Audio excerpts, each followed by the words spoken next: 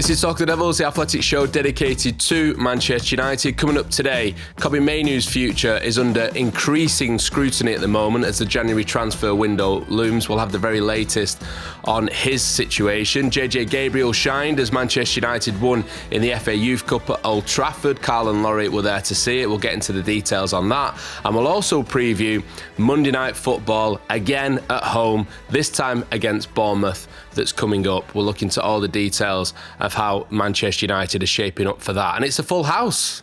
Very nice to have you back, Carl. Andy and Laurie are here again as well.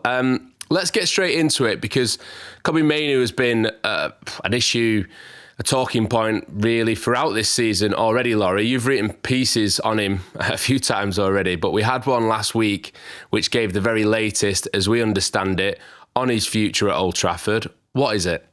Yeah, so this is something that reared its head really after the West Ham game where he wasn't used and there was a tense press conference after the game with Ruben Amorim. I think probably his testiest that we've had really since he's come into the club, and there's been a few. But yeah, I think the Kobbie Mainoo issue, certainly he was responding to in a way that was combative, not really wanting to justify to journalists asking the question about his selection or otherwise. And so that then brings, I think, his future, certainly in the January transfer window, to more of a talking point. And yeah, so the story that we did the next day after that, after speaking to people, was that, it would be something that he would look at again in the January transfer window. We know that he has to leave on loan in the summer.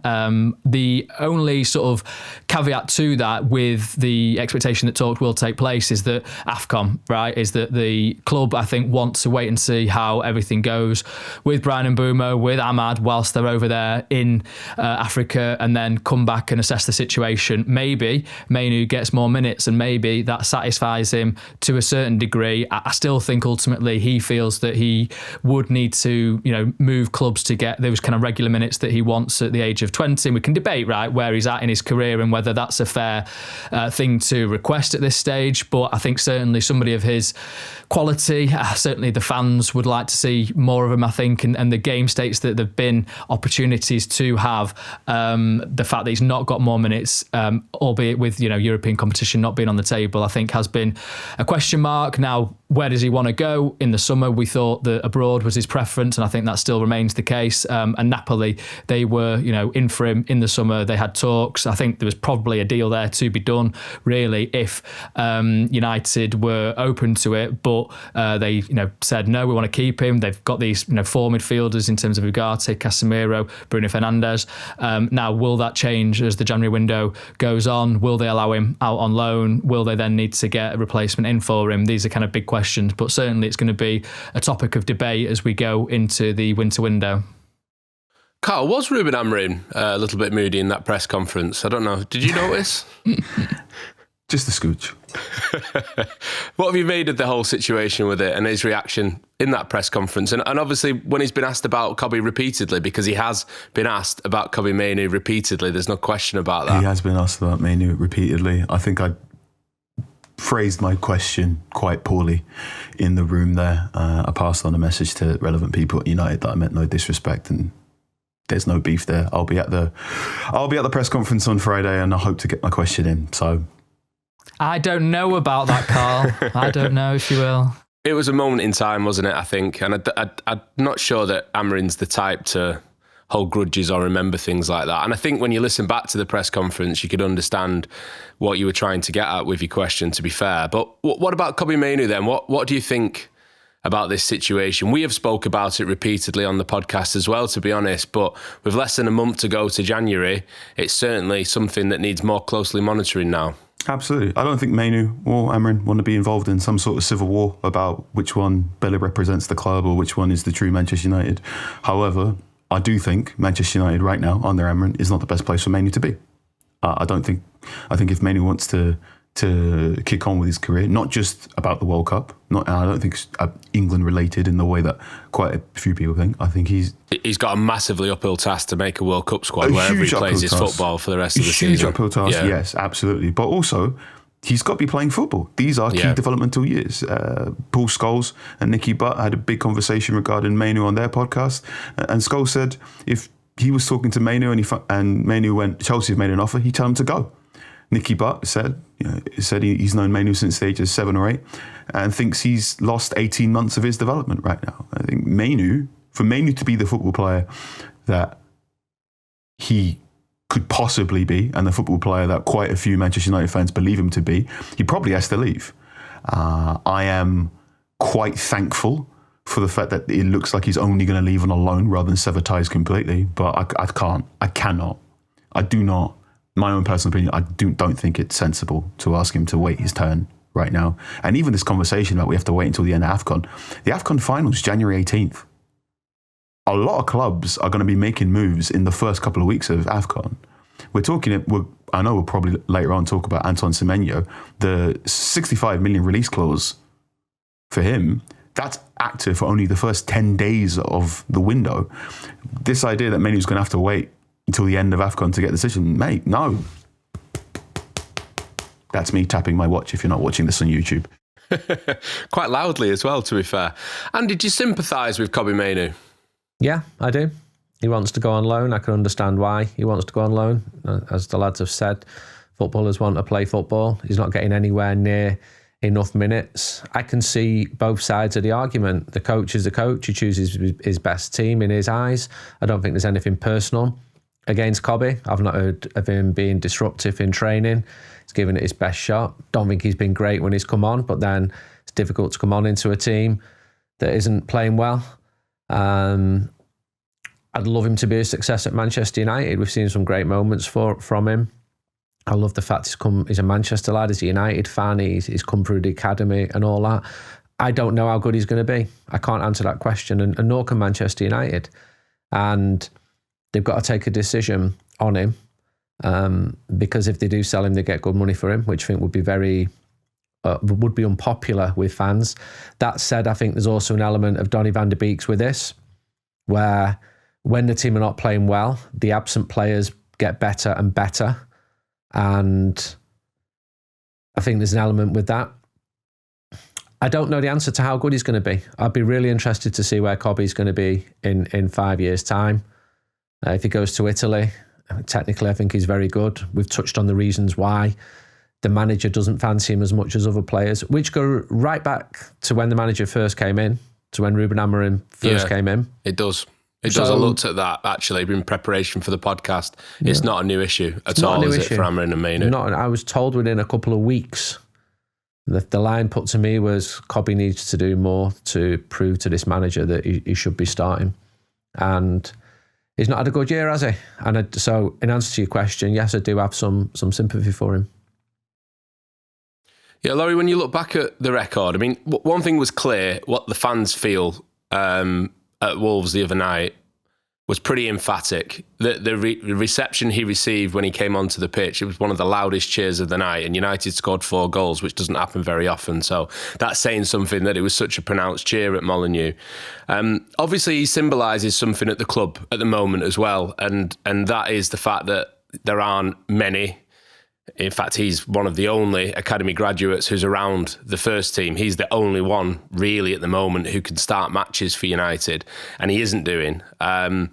So is it just about Kobbie Mainoo this, or is it also about some deeper concerns that fans seem to have about the way that the academy is being used right now? Yeah, there's definitely a wider context to this, and you've got basically this, newer regime which thinks that the academy hasn't been performing as it should have been doing. You've got Sir Jim Ratcliffe on record saying that, and you've got new people in there that are making decisions on that, and maybe being more aggressive in the transfer market in certain ways in the academy level.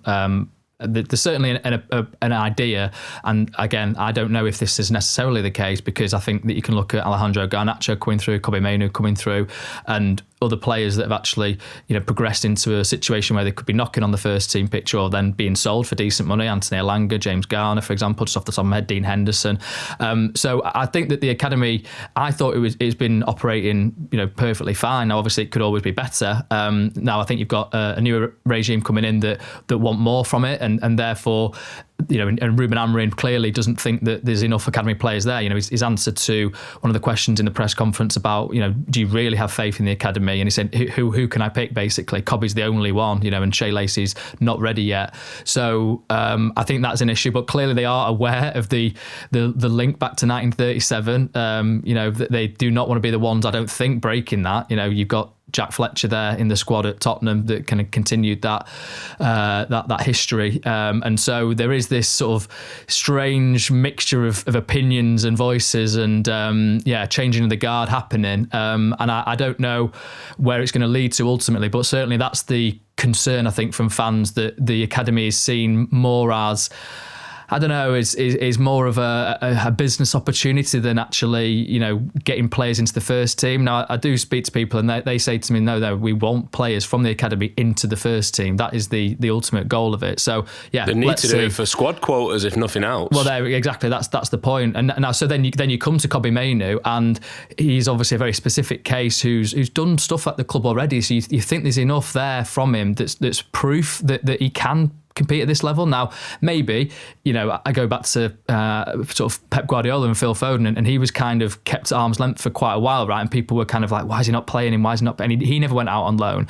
The difference there for me was that City were winning things, and so you kind of it's more understandable why a player of that quality is perhaps having to force his way in, against Kevin De Bruyne, for example. Whereas here, he's losing out to Manuel Ugarte, for example, in certain situations, isn't he? Or a Casemiro who was basically, disregarded by Sir Jim Ratcliffe when he first came into the club, and well, he wasn't even in the squad when Kobbie Mainoo scored in the FA Cup final, for example. Yeah. Well, there's obviously reasons for that as well, a little bit, but he wasn't in the starting lineup for sure by Eric Ten Hag's decision. But so I think Kobbie's become this quite emotional, and then it's hard, as Andy says, to then sort of judge fairly, the quality that he has got and what he might bring to this team. But I think in certain areas of the pitch, he is dangerous, and he's, you look at the Lyon goal, for example. I think only he could really have done that.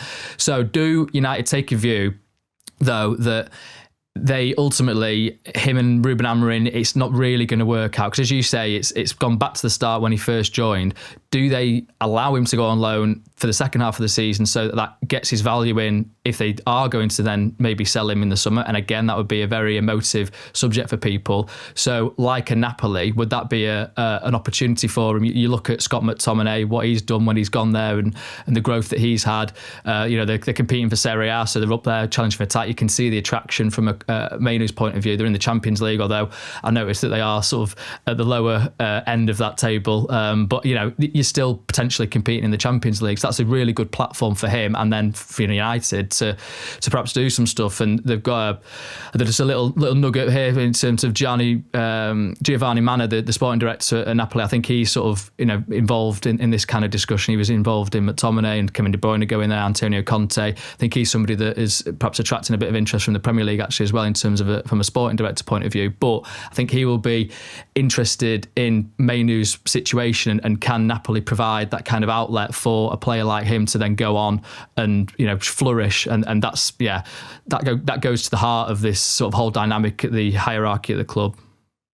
Yeah, a couple of things to pick up there. I mean, you mentioned Phil Foden and Pep Guardiola, and I think, having covered Manchester City throughout that period, a big reason why Phil Foden never left the club on loan is because Pep Guardiola rated him so highly and felt that he could be so good in the future that he didn't want him to be almost polluted by anyone else's ideas or anyone else's development at any other team. So keeping him close, keeping him around a first team squad to learn from the likes of David Silva, Kevin De Bruyne, like you mentioned, Bernardo Silva, whoever it might be, that was seen as a key part of his development, and Guardiola felt that was the best way to bring him forward. It doesn't feel like there's the same sort of plan or foresight in Kobbie Mainoo's case. And I think, Carl, as well, that I don't know how good Kobbie Mainoo is going to be. I've seen how good he has been already, and I kind of want to find out in a red Manchester United shirt how good he's going to be. I understand the reasons that Amorim's given why he's not playing more, but it's an emotive subject. I probably would give more leeway to Mainoo than other players. I've said this before, and I know we get questioned on this, but as a local lad coming through the ranks as a Manchester United fan, someone who's been at the club from a very young age, I went on a visit to his high school his primary school a couple of seasons ago now, and just seeing the way he interacted with his old teachers and the old pupils at his school, just a lovely lad, very, very grounded, very popular. And it just feels sad. We've said it a few times. It just feels like this is a situation that, you want United to be able to work through, and the end goal is that Kobbie Mainoo is a first choice Manchester United footballer. Yeah, it does feel sad. I think there's a lot of things going on in here. I think I look through our mailbag and I see a number of suggestions, a number of comments, and one thing that comes up quite a lot is it should be, I'll put that in air quotes, in italics, it should be quite easy to get Mainoo into the starting lineup. I think there's 2 or 3 football managers across this world, across the Premier League, who, if they were given Manchester United squad, would go, I'm just going to put Mainoo next to Casemiro and put Bruno Fernandes as a 10 and play a back 4. And we have seen evidence of that working. We have seen evidence of Mainoo in those deeper positions in central midfield next to another football player, dropping deep, collecting the ball for the centre-backs, playing really well. And he's done this. He's gone toe-to-toe against Liverpool, didn't blink. He's gone toe-to-toe against Manchester City, didn't blink. And for some reason, or for reasons that are clear to Ruben Amorim, that he is trying to make clear to us as a fan base, he doesn't want to do that. He wants to continue with this version of the football team where it's Bruno Fernandes and Casemiro next to each other. There's also the frustration, as Laurie said, in that Mainoo's pathway, shall we say, to the first team is blocked or inhibited by the fact that, one, he's almost in direct competition with Fernandes for one spot, and also he's being paired up with Manu Ugarte, who is he's not a great fit for what Mainoo needs as a central midfield partner. If you look at what Mainoo's good at and what he's not so good at, he probably needs someone who's tall, good in the air, and got progressive passing to make up for Mainoo's lack of progressive passing. Well, that's not really Ugarte's game. Ugarte is a see ball, try and tackle, win ball, and then give to someone else to do the passing. So he's in this horrible position where the guy in the most available spot for him is the most important player for Manchester United, Bruno Fernandes. The time he does come on the field, he's often partnered with a player who probably isn't best suited to him. So the good Mainoo that we've already seen, the Mainoo who played really well at Old Trafford against Liverpool twice, the Mainoo who bossed it in the FA Cup final, that one hasn't been there for a while. And we also get loads of comments saying, well, Mainoo's not done much this season. And you're correct. He's had 2 or 3 games where he's come on and he's not really done anything. He wasn't great against Grimsby. He didn't really do much against Wolves, to be perfectly honest with you. But also you're going, well, how can he? And this is the difficult bit, in that there are many people going, he should make himself undeniable. He shouldn't be walking around with a cloud over his head. He should just crack on at Carrington, crack on the training ground and work really, really hard to a point where he's just so good that Amorim has to play him. And you're going, how? Right? The things Mainoo is good at right now and the things Amorim wants from his central midfielders are 2 separate situations, and you can't really get overlap there unless, of course, he works on his passing, which maybe, okay, possibly that can work, but I don't think you can do that in your 10 to 15 minutes of the substitutes bench. So he's stuck. And I think, again, the difficult bit is Mainoo, to me, represents what Manchester United is about. The academy player who got thrown in a really difficult situation and went, give me the ball. The academy player who went to Wembley against Manchester City in a game where many, many, many, many, many, many people thought City were winning this. I went, I'm going to score today. All right. The academy player who, when United looked like they'd blown everything up against Lyon, gets the ball in a little yard of space in the penalty area and goes, I'm going to score this. I'm not ballsing this up because this is what Manchester United do. He embodies so many of Manchester United's ideals and he's displayed that so many times. And then you've got Amorim and you've got Ineos, who are trying to create a new version of those ideals.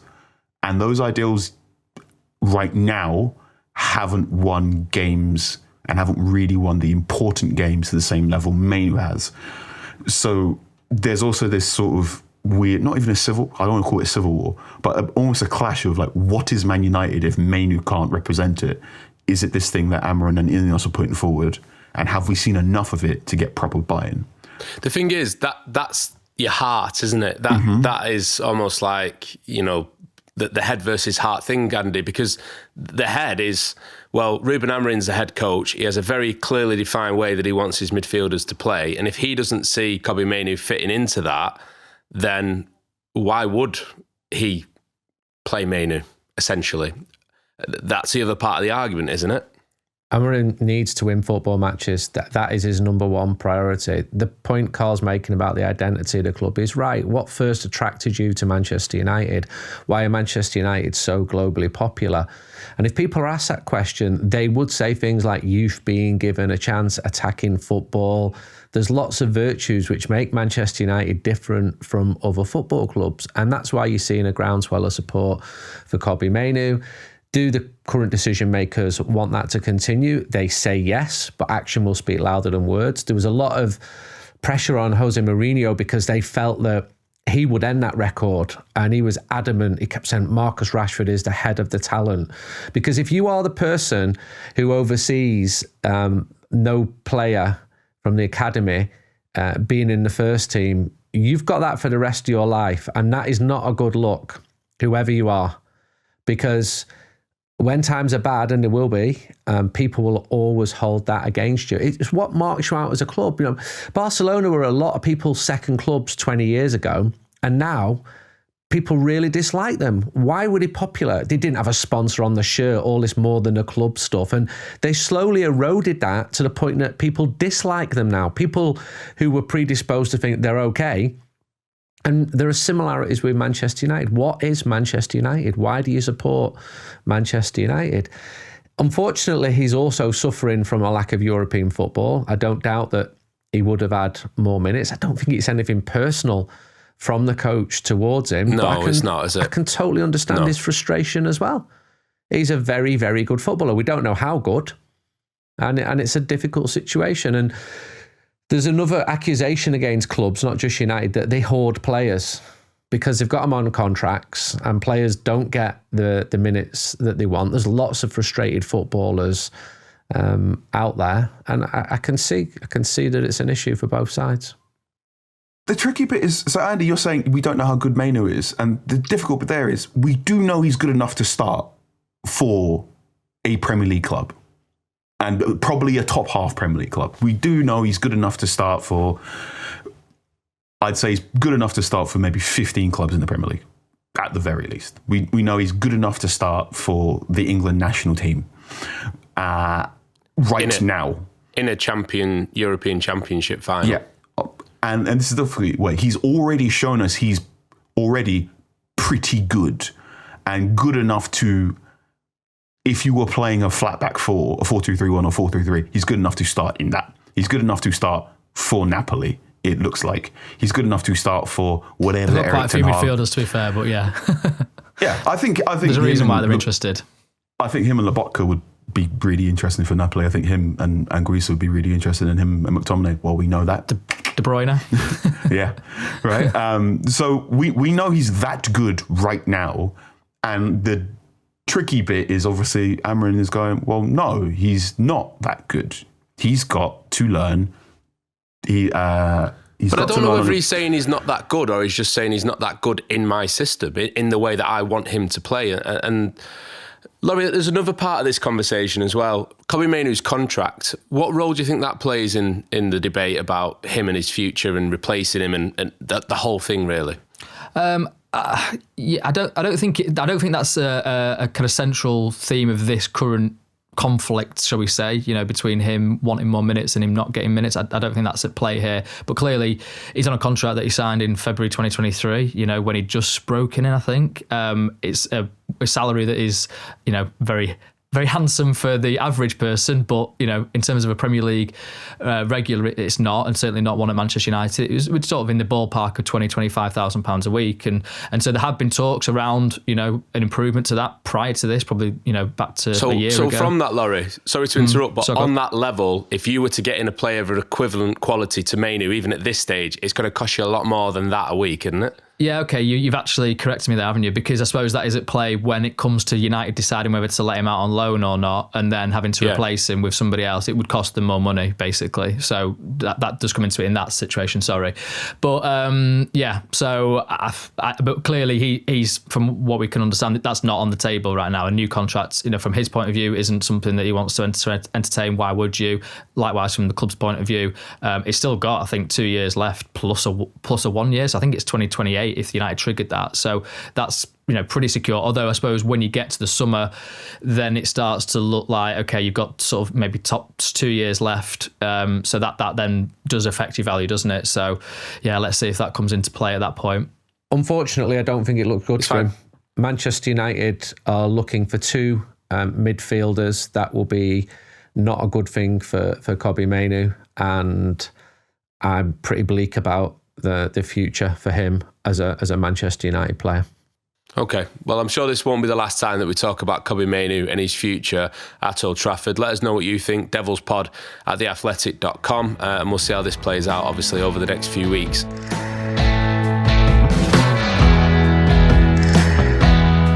Let's talk about something different. Carl, Laurie, you were both at Old Trafford the other night to see Manchester United in FA Youth Cup action. It was a 1-0 win over Peterborough.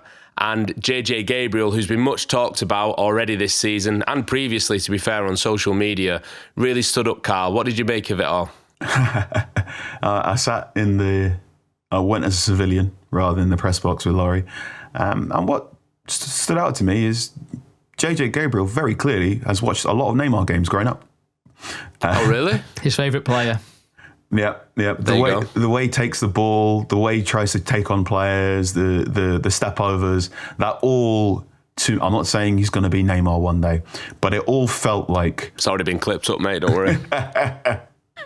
It all felt to me like a young boy who idolised Neymar and has pretended to be Neymar when he's been kicking football in the park. Talented player. He was played in a central role against Peterborough, which is interesting in that I think his outstanding skill is probably come to the fore more when he's on the wing and he's 1v1 with a fullback. But yeah, some nice touches there. It's under 18 football. The second half, the midfield gets really, really stretched and it ends up like a basketball game, up and down and up and down and up and down. But from what the touches I saw there, decent. I can absolutely see why people are excited. I am very, very reluctant to talk too much about a 15-year-old. JJ Gabriel's going to be JJ Gabriel could be playing under 18 football for 3 more years. There is a somewhat decent chance that JJ Gabriel may end up making his senior team debut at like the new Old Trafford rather than being a player who you're going to throw in right now. But from what I saw, yeah, that's a talented 15-year-old who was playing up against players older than him, and he held his own. Laurie, you've written about the game and JJ Gabriel's situation at United. Like Carl says there, 15 years, 2 months and 3 days. I think that's the youngest player ever to represent Manchester United in the FA Youth Cup. He scored the only goal of the game. Obviously, there's more to this Manchester United side than just him. But there is a lot of talk about him at the moment. And do you understand why?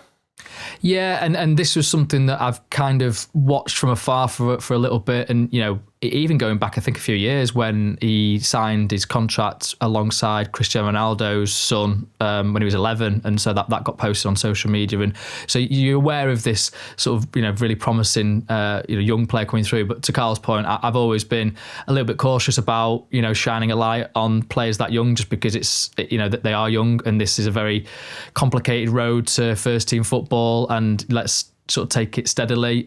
The issue, I suppose, then is he's playing in the FA Youth Cup at Old Trafford. He's, as you say there, for all we can find out, I think he is the youngest player in FA Youth Cup history for United. And so then he scores, and clearly he's got a talent. I'd not seen him in the flesh before. I've obviously only seen him in kind of highlights and things like that. But the way that he takes the ball is really smart, really smooth. The step overs, he's very 2-footed. So, there was quite a few times actually when he could have sort of passed backwards with his right foot, but he was able to pass forwards with his left foot. And yeah, playing in the number 10 position. He's actually been playing a false 9 for the under-18s this season because I think they wanted to get him into those kind of the area situations where he can do his most damage, quick feet, really sharp finishing. Obviously scored that hat-trick in the 7-0 demolition of Liverpool's under-18s. I think he's got 10 goals in 11 games, playing 3 years above his age group. So that is, you've got to take notice of that, really. And so, yeah, there's obviously areas of his game that need development because he is young. He's still very slight. So physicality is something that I think is, they're going to be working on. As the game wore on, a couple of his decisions that he made, he could have passed to a teammate, he shot, but you can see that's the enthusiasm that he's got. When you've got that kind of ability to score, you can understand him perhaps wanting to try, having that shot from the edge of the box after he'd beaten a player, to be fair, to get into that position. So he kind of had made the chance for himself. Got replaced in the very final few minutes, and because Peterborough came into it, they had a couple of good players. The lad Patrick Sesko, I'm not sure if I pronounced his name right there, but their number 10 was pretty good. So they had a good second half, and I think that meant that the players that were tiring needed to come off. But yeah, his finish was very good. It was a side foot finish from the edge of the box after good work by Nathaniel Junior Brown, who had the layoff, and then Jariah Straw who did the dribble and kind of cross into the box. So yeah, there's obviously good players in the team. I think overall, the under-18s probably didn't play as well as they have been doing. It's a big stage at Old Trafford, and there's a bit of a crowd. I think 1,300 people were there watching. So this is all part of the developmental process, right? How do you find playing on a pitch that size? How do you find it with a bit of a spotlight on you with a crowd there? But yeah, clearly JJ Gabriel's a kind of pretty notable player in that system. They had to try to keep him in the summer. He was 14, and in terms of the regulations, you can leave at that point. And I think Manchester City were very much interested in him, and it took an emergency meeting with Jason Wilcox, and I think Matt Hargreaves was kind of pretty critical in getting him to stay at United. But I think that might still become a talking point as we go on. He's obviously the subject of interest from lots of clubs, but from United's point of view, I think they've shown him a pathway. That was a big thing. First team football, training sessions with Ruben Amorim's squad. So when you're doing that at 15, you can't not write about them. I do take Cole's point, and I don't want to kind of go over the top now. We've kind of done our piece and sort of let him develop in private almost. But United are putting out pictures on their official Instagram of him now in training. So yeah, I think it's one to kind of keep an eye on. But it was a really cool evening to be at Old Trafford in the FA Youth Cup. I always love these occasions. And also a point actually to make, Darren Fletcher as the head coach, I think he's a person that clearly understands what it takes to come through the academy and knows the pressures. And I think he's a very shrewd and smart person to have as a key juncture in JJ Gabriel's development. Well, I think there were other players in that team that were also worth mentioning, slightly older. So Jimmy Thwaites. I'm calling him Jimmy. Forgive me there. I don't know him that well. I think he does. I thought Jimmy Thwaites was how you said it. No, he feels like a Jimmy. Please correct me if I'm wrong there. But he had some really nice touches in central midfield. He had one excellent interception partway through the game. That was just a real. Yep, your football IQ is just a little bit further ahead of everyone else there. Benito Mandato. I've said that correct. Please tell me if I've not. I think Mantato. Benito Close. Mantato has been some conversation about whether or not he can offer something at wing back. Did he make the bench last season, Mantato? I think he made did. the squad at some point, maybe. Yeah. He was certainly around it in the conversation, at least for a first team place towards the end of last season. It seems a talented group, Andy. Yeah, it is. The names Carl mentioned there, they are among the highly rated. I'll add a couple more names to it. Chido, who was obviously probably overexposed and over-promoted a year ago. James Overy, who got called up for Australia. Samuel Lusale, he needs to kick on.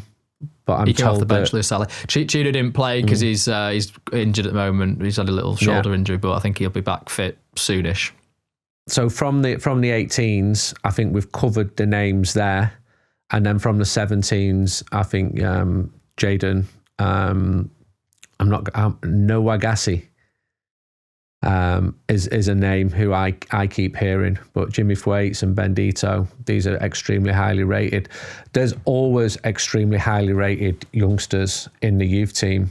There's no guarantee that they're going to become first teamers. But if you get into this level, you're probably going to have a good career in professional football. And with JJ, he is still a child. You're quite right to caution, but people are also excited about him. I like the Neymar comparisons. I like the influence there. I think Neymar's lost on a lot of Manchester United fans. They've not really seen loads of him.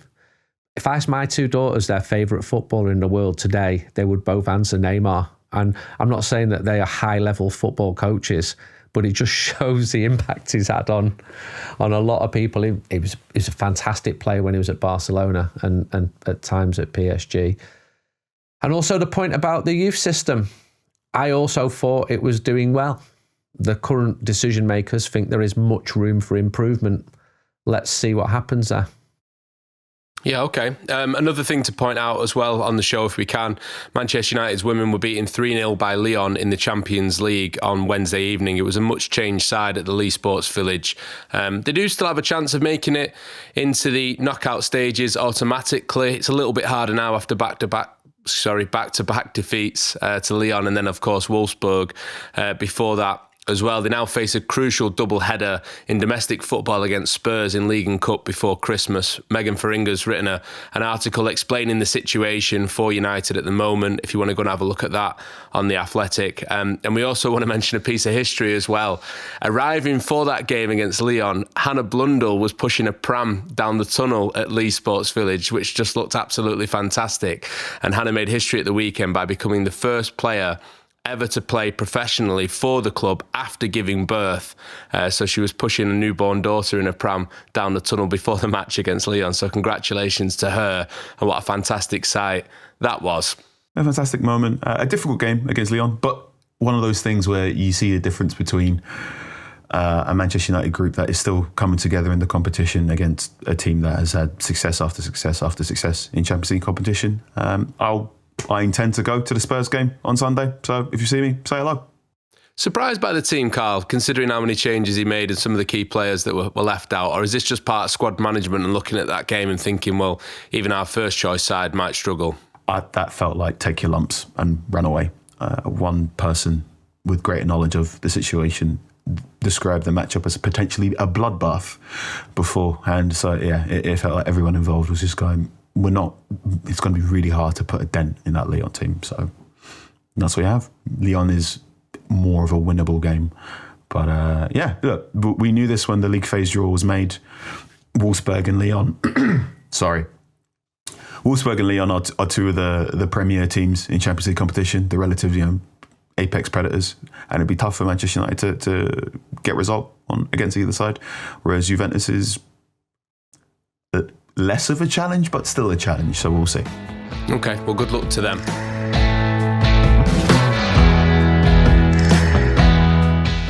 Right, let's talk about Bournemouth. That's next up for the men's side at Old Trafford on Monday night again in the Premier League. Laurie, you've been trying to sniff this out all week. Will Nous Mazraoui, Brian Mbeumo and Ahmad be available for this game? Oh, why have you put me on the spot and exposed that I can't give you a definitive answer? All I can say is that the players have been off for 2 days after the Wolves game. So they're back in today as we record Thursday. And I believe Nous Mazraoui is still in Manchester. So I think he'll be at training. So maybe that opens the door slightly to him staying at the club for the Bournemouth game, which is something that we weren't anticipating. But it feels like a very, a situation that is full of flux, shall we say. United are obviously in talks with these national teams. Can the Ivory Coast allow Ahmad to stay? Can Cameroon allow Brian Mbeumo to stay? Let's see. That's the hope for the Bournemouth game at least. And then they can all fly off and go and win the AFCON with their nations. I know they all can't win, but they can all do well. Yeah. I sort of got your point. Thanks. It's weird, isn't it? Because literally everyone else at the weekend who plays Saturday and Sunday has got no issue because the official call-up time is Monday. And I think the expectation normally is that you would join up with your national team on the Monday morning, a week before the tournament starts. So that's why it's become a little bit more complicated for Manchester United's players, like we've talked about previously. I did think by now that we would have clarity on it. Maybe United do, and Ruben Amorim's decided just not to share it just yet. He's got a press conference later on this week. He'll be asked about it, and we'll wait to see exactly what he says and whether these 3 players can be available for United on Monday. The other one, Laurie, is Benjamin Sesko. What do you reckon? Yeah, that's the hope, right? So his agent actually went on TV, I think for the Wolves game, and spoke and said basically, expect him to be back sooner than people anticipate. So that's Bournemouth is the aim. I think Bournemouth's always been the aim. I guess there's a little bit of a mitigation that, they thought that Matthijs de Ligt might be back for the Wolves game and he wasn't. So I guess there's a caution there. But I wouldn't be surprised. I've said this on Cunha, to be fair, and then I was wrong on that one, wasn't I? But I wouldn't be surprised if Benjamin Sesko is at least in the squad for the Bournemouth game, which would just open up a few different possibilities, right, for what United can do. Because I think certainly against West Ham, against Everton, I think they missed having that kind of focal presence to try and attack the ball in the box. Andy, what does Manchester United versus Bournemouth make you feel? A little bit nervous. I could almost repeat what I would have said before the West Ham game, before the Everton game. United lost Everton, drew against West Ham, both pretty deflating results. And United's home form now is the 11th best in the league. That's not good enough. If we were speaking before those games, there was talk of United being much stronger at Old Trafford. Bournemouth have had some very good results against Manchester United. Last season at Old Trafford was an absolute stinker. That was also in December, if I remember rightly. Yeah, and the one, exactly. Yeah, and the one before was in December as well. They've had 3 straight games at home to Bournemouth in December. The previous 2 3-0 defeats. Hopefully this one won't be. United played Bournemouth pre-season in Chicago, were much more impressive. Bournemouth started this season then really well. I know a couple of people there, and one of them said, how do we guard against the expectations? Our priority is to stay up. And I think they were second in the league at the time. And I'm like, stop winning football matches, because people are obviously going to get excited when you're doing well. Bournemouth have conceded 19 goals. That's the second worst in the league. They've only won 1 away game. But as we've seen with Forest and Tottenham and Everton and West Ham, it means almost nothing when they play Manchester United. I feel like it's a must win. And I would have said that exactly before the 2 previous home games as well.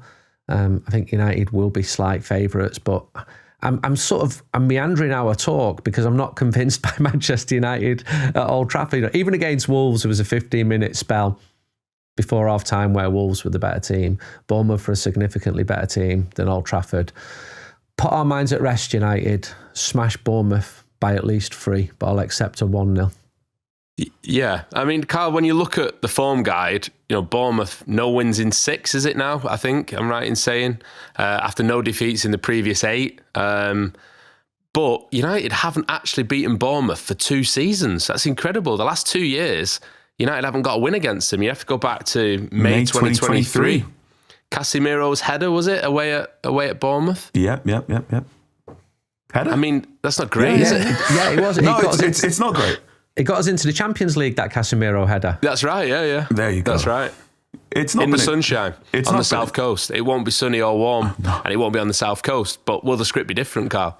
So the 2023 December defeat, there was a Bournemouth player in the mix zone afterwards who talked about the game plan was about accessing the space behind United's fullbacks and knowing you could get it done there.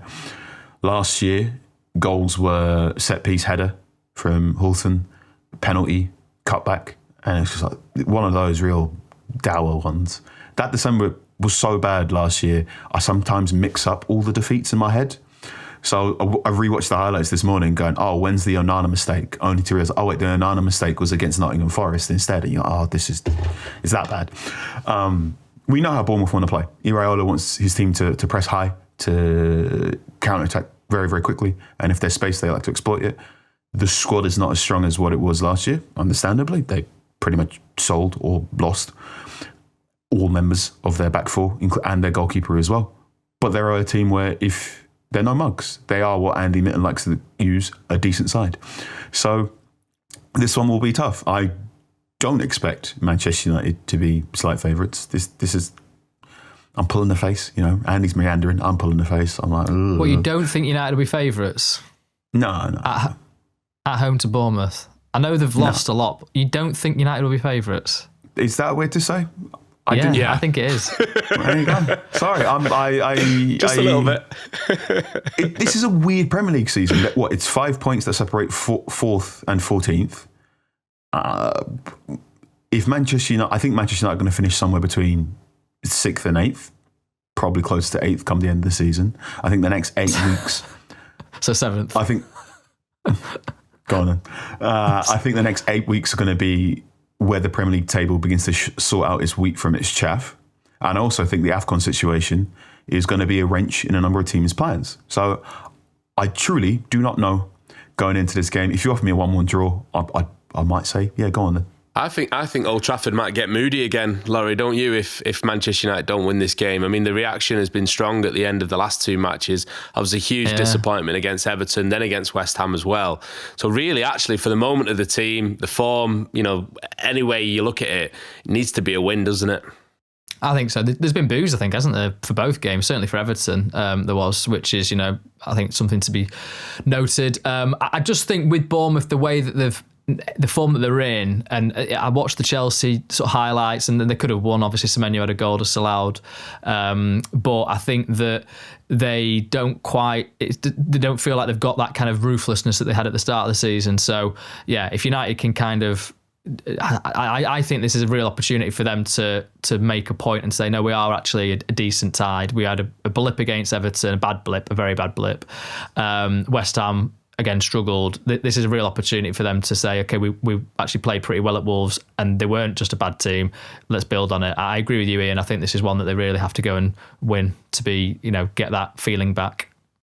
Yeah, I mean, there is definitely a debate about whether the true Manchester United is the one who put Wolves to the sword in that second half, or still there is elements of that end of the first half where there's indecision and there's a level dropping in intensity and obviously allowing the goal to be scored from a Wolves side who were dead and buried really even at that point, to be fair. So yeah, again, Andy, it's another opportunity to bring the idea that something is building, isn't it? Because we sort of lost that in the matches that you mentioned before, the Spurs, the Forest, the West Ham, the Everton. Yeah. And the stats will say something is building when we win. And suddenly it's like only lost one in the last whatever. And compare the league table like for like, I think United are 6 points better than last season, scoring more goals, still conceding. I think conceded more goals than at the same stage last season. One clean sheet all season. Yeah, exactly. It's not great that though, is it? But the fact we're disagreeing about Bournemouth at home shows there's still a long, long way to go. Gentlemen, is this another interview audition for an opposition player on Monday? Do you think it is, Carl? No. I know Anton Semenyo has been on Manchester United's radar. United definitely made an inquiry last summer before they went to Brian and Mbeumo, but I think Semenyo's strengths are better suited to being one of the 10 positions, and those 10 positions are now stocked by Cunha and Mbeumo. So I don't think Manchester United should be spending 65 million on a football player to then sort of retrofit him into a wing back. I have a different view. I think that United would absolutely sign him and would have him playing as a retrofit, as you say. I think they were very interested last year. The deal timed out on him. Bournemouth were adamant that they wanted 70 million. Several clubs were interested. None of them met that price. He started his season really well. That game at Anfield, he dropped off a little bit like the team he plays in. But I think if you say to Manchester United right now, today, would you like to sign Semenyo? The answer would be an absolute yes. That's not to say he's signing, but be interesting to see. But they're well positioned. I mean, he's got a buyout clause, hasn't he? I've got no evidence that would be triggered in January, but I know that there are people there who absolutely rate him really highly and think he would improve the Manchester United team. Amorim had a flick of that, didn't he, when he basically said, we want an Ahmad on the other side that can dribble and cut in and things like that. So yeah, interesting. That would be him, and I think there'd be a feeling that if you do have that player, then those around him improve. All those connections around him improve. That's your idealised situation. Okay, interesting. Now, come on, Ian. Contribute. What? I need your opinion too. You can't run away just because you're the host. I don't know the answer, but I'm intrigued to see that, Andy thinks there's a chance. You're not sure. Laurie, I think, sat on the fence there maybe as well. So let's see what he does in the game. Let's see what he does in the game, and if he shines at Old Trafford, then that's another reason to get him. Like Andy says, let's hope he has a stinker. Speaking of stinkers, we're just going to finish with a lovely picture that listener Nick has sent in. He sent it in a couple of weeks ago. We've been struggling to get it into the podcast, but we absolutely need to. If you're watching this on YouTube, we'll put the picture up. If you're listening, go and have a look on YouTube to see if you can spot this picture towards the end of the clip. So this is a cutting from his scrapbook. So he's going through some old art projects and he's found a picture from an independent football magazine feature on fashion from the 1990s. And guess who is featured in such fashion feature? It's Andy Mitten. Andy, please explain this. If this podcast is 18, then I'm going to call all three of you absolute beep, say, for pulling that out. Right, here's the story. When I was a journalism student... I didn't pull it out. Nick did it. Well, you're going to enjoy it, aren't you? Because I look like a bit of a... Right? When I was a student, I got a month's placement at the independent newspaper in London, right? And I went down there, and for the first time in my life, I met like posh people. I couldn't believe how posh the people were. They all had double-barreled surnames, and they're saying to me like, "Oh, Andy, you're from Manchester. I've heard it's frightfully edgy. I know someone who's been there." And I couldn't believe these people existed in the country that I lived in. And I saw that I dressed differently to them. So a couple of weeks later, United were at West Ham. So I took my mates to Canary Wharf, where the Independent was based, that big tower. And I'm like, come on, I'm allowed in because I'm sort of half an employee here, even though I was just a dog's body being asked to test out tube maps and stuff like that. I'm like, come and meet all these posh people. And we were allowed in the building and we met them. And some of the fashionistas there, with those lovely double-barreled names, were like, "Oh, you dress differently to us down here. Could we do a feature about you?" So obviously I knew all the casuals who went to the match, the best-dressed lads, the best-looking lads, of which I wasn't one of them. And I got them into this fashion shoot, which, if I'm not mistaken, was at St James's Park, Newcastle away. So on one hand, you got a Newcastle away, which is rough, by the way. I once stepped off a coach at Newcastle and got smacked before I put my foot down on the floor by this Geordie who comes up and goes, "Where's your feet as?" Right? And suddenly I've got a liaise with a photographer there, and they're like, fashion photographers. They don't understand that football hooliganism is a thing. And then they shot pictures of all my mates wearing the casual gear at the time. And that was it. And then it was a massive feature, and someone's obviously picked me out of it when I was just a small bit. I remember my mate being like a good-looking lad. He looked like he should have been in Take That. And he's there. We were all wearing, Stone Island and Ralph Lauren and all that sort of stuff. And yeah, £220 coats by Paul and Shark, it says here. Yeah, Paul and Shark's decent gear, mate. Decent gear. And what can I say? I did it. I like how your outfit wouldn't look out of place in 2025. No, he does look very 2025, actually, doesn't he? Yeah. What? Stan Smith trainers, Paul and Shark coat, Lacoste jumper. I'd wear all of those things. 20 years on. Yeah. I have stood the test of time, boys. There are worse pictures I've seen of you in your youth, to be fair, Andy. I didn't like it, I think we should give you a bit of credit for this one. I didn't like it. I didn't think I was going to be part of the shoot. And that's how I felt at the time. But yeah, but you're glad it's been brought up 30 years later. I'm not glad of it, but whatever. I've got to own it. I've got to own it, haven't I? You do, mate, but well done for owning it, and well done for featuring in the Independent magazine football fashion feature in the 1990s. It's brought a brilliant end to this podcast. Before we go, we'd just like to pay a tribute to Andrew Ward, don't we, Andy, who's leaving the club? Yeah, Andrew's the main press man. He's a United fan, Andrew. He used to do a Manchester United fanzine 30 years ago called The K Stand. He's a Stretford End season ticket holder, and he's going back to be a Stretford End season ticket holder. I think he's been at United since late 18-19. And obviously turbulent times. I don't know how Laurie and Carl or you feel, Ian. I've always thought he's been very diligent. He knows the club inside out. I've always thought he's been really good to work with. It's a full-on job. You're travelling all the time. It's very glamorous from the outside. But I thought he was a good listener.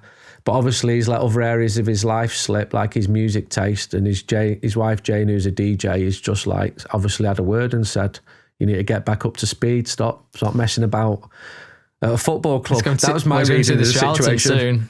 Yeah. I stood with him at the Charlatans concert in the summer. He knows his tunes. And well, what your dealings been with him? If you thought he was terrible, you should say it, boys. Yeah, absolutely. Yeah, no, I had an awful relationship with him, and I'm glad he's gone. No, he was always very diligent, very open to talking about issues about the club in terms of, well, we've heard this, and he was kind of pushed back on a lot of stuff, and so I think he did his job very well. But he clearly cared about the club as well, and it's moving on to new things, isn't he? And let's see where he ends up. But a kind of really smart guy. He actually used to work for the Financial Times, didn't he? So he's got a great story in his career prior to this point. Lived in Atlanta for a bit, sort of covering events over there in US politics, I think. But he came into the club on the back of all the accounts that were being done. So when I was kind of going through, before Mark Critchley turned up, I was going through the accounts, and Andrew would be the kind of guy that I would sort of try and check bits with, like, what's this payment for? What does this mean? And he obviously knew his numbers inside out. So been nice, very nice to work with him. And let's see, we'll see him on the Stretford end chanting, no doubt, in weeks to come. Yeah, all the best to Andrew, and thank you for all your help as well from all of us. That's it though for Talk of the Devils. Carl, Andy, Laurie, thank you so much for being with us as always. Thank you for listening and watching along, and we'll be back after Bournemouth, no matter who is right in their prediction for the game. Speak to you then. Cheers, bye-bye. Thanks for watching this episode of Talk of the Devils. Don't forget to hit subscribe if you've not done already. Like the video and also get involved in the comments too, and click the bell to make sure that you never miss an episode with myself, Andy Mitten, Carl Anker and Laurie Whitwell. There's also our social channels at TOT Devils on Instagram, X and TikTok. Thanks for watching.